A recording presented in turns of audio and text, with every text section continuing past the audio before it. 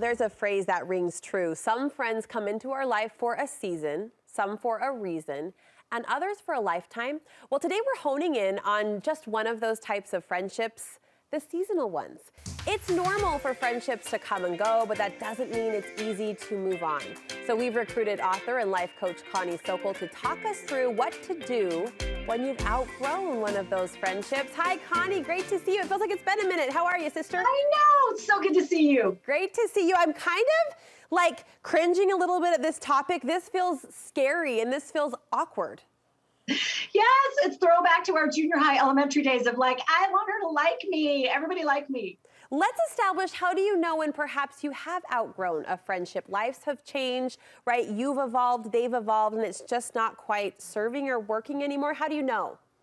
Well, I think first, when you're starting to feel that feel, like, where's that coming from? I think take a little cleansing breath for a minute, because probably something triggered it or some reason why it's come up, and maybe step out of the emotional, maybe judgmental mode and just go into discovery mode of like, why am I feeling that? Why am I thinking that thought? This is a good friend, or maybe there's something with the friendship.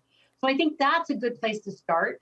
And then maybe asking in that discovery mode, asking a couple of questions, some of those find out meditative minute kind of questions. Okay. Well, there's a couple that I have that you could try. The first one is this just, is it a life stage? You're just at different life stages. Maybe your kids did sports together, or you had your babies together. You know, you have those moments and they're connecting stages of life, and then it kind of moves on, and that's super normal. And then maybe it's the next kind of thing is to ask, well, is it a lack of trust? Because if you're getting a wriggle in your stomach that is more like, oh, I feel uncomfortable, maybe it's a trust thing. Have they broken your trust, shared a confidence, or is it you just feel hesitant to connect anymore? And you just don't know, something's just not right. I think that's a big one, and that's a worthy when you're talking about safety, right? Like, I ultimately don't feel comfortable or super safe with this person. Absolutely. And that kind of leads into, is it toxic? Because we hate to think that about a friend, right? And we think, oh, it's us. Like, it's just me. I'm just looking, at her askew. But if we start realizing, wow, I don't feel good after I'm done talking to this person, or there's not a lot of reciprocity. I'm usually a need filler. I listen to her, whatever it might be. You start seeing and sensing those things, that something is really, really wrong. And it's really important to pay attention to that gut instinct, because that does mean a shift needs to happen. So I talk about this being awkward, the idea of, outgrowing or letting go of a friendship. I think equally awkward is forcing it. And you say there is an acceptance that can come from this idea, this truth that friendships can ebb and flow over the course of a lifetime. Yes, and I wish that we all as women would just kind of chill a little bit and feel the goodness of, I don't have to have a Pinterest bestie, right? I don't have to. I don't have to have that to validate that I'm lovable and loved. So we can accept first that they're just touch points. There's a lot of friendships that are, like you said, seasonal, that are touch point, and you can celebrate that they blessed your life and you blessed theirs, and you can just accept it for what it is. And very zen, just enjoy that. And then you can also accept the fact that it is healthy to have those moments of friendship. There's friends that I only see when I speak at Education Week. Like, I've been doing it for 20 years, and I see them once a year. They come in from other states. We go to lunch, we celebrate and connect, and then like maybe one or two texts during the year. But we don't have an expectation that it's got to go deeper, and we can just accept that and be in that space, enjoying one another. Well, there's something very grown up about it. I think also recognizing, especially in this day and age of social media, where every gathering, it seems like, is photographed and shared, and if you weren't part of that, it's easy to be like, right? Why wasn't I part of? But I think there's something very mature about saying different circles of friends can gather for different reasons. I don't need to be a part of every circle I see. Absolutely. And I love the word that you use, maturity. I think friendships are such a key to women's mental and emotional health. And I think when we approach it wisely and maturely, it really is a feed win-win thing, where we nurture one another in this healthy way rather than this desperate way. Yes. Healthy versus desperate. Here's where you might want to withdraw your maturity compliment, though, because Connie, I don't know if I could have a conversation about it. You're encouraging us to have a very kind conversation that puts a bow on it. Do we have to do that?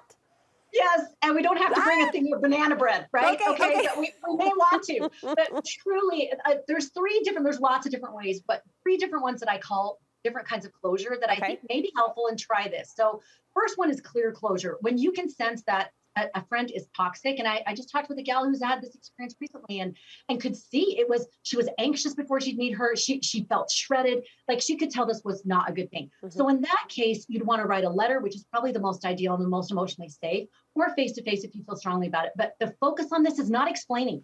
You are talking about going forward. You're saying, this isn't working for me. And going forward, this is what this is going to look like. You're not asking, you're not counseling, you're just saying, this is how it's going to be. And then stand by that. That's a healthy boundary. Okay. So that's that kind of first serious one. The second one is more of a slow closure. So I used to think this wasn't a good thing to do, where it's more subtle and you don't respond, because I have to respond to every text and all the things. And it's okay to let us organically let go of something. And that's all right. And if you need, write a letter to yourself about how this friendship has blessed your life, that you can just let it go and just maybe not respond or respond vaguely, but just kind of let it go. So kind of a classy fade out. A classy fade out. I love that even more. Okay. Because it's that sort of quiet drift. You just let that happen and trust that God and the universe, if that's what you do, well, that is in the mix, and it's all going to be okay. We kind of are control freaks. We think we have to orchestrate everything. We don't. All right. So the last one is more of a pause closure. It's a great friend. You love her, but your bandwidth is not there. You are exhausted. You just had a baby, whatever. And you're just like, I just can't. That Anne Lindbergh quote that says, I can't respond to everyone that my heart yearns to, right?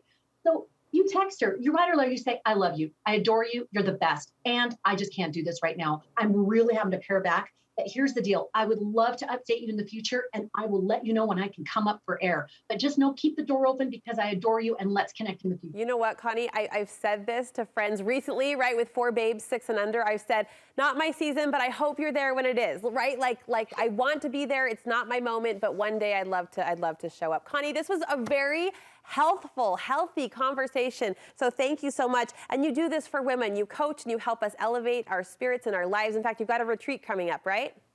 Yes, we do 3 a year. We have one coming up and it's fantastic. Oh my gosh, talk about connecting with friends deep, core deep. Join us. I help you become an influential writer, speaker, or media presence for him, kind of up-leveling where you are and going where you want to be. So check it out, conniesolo.com/retreat. I love you, Connie. Thank you so much.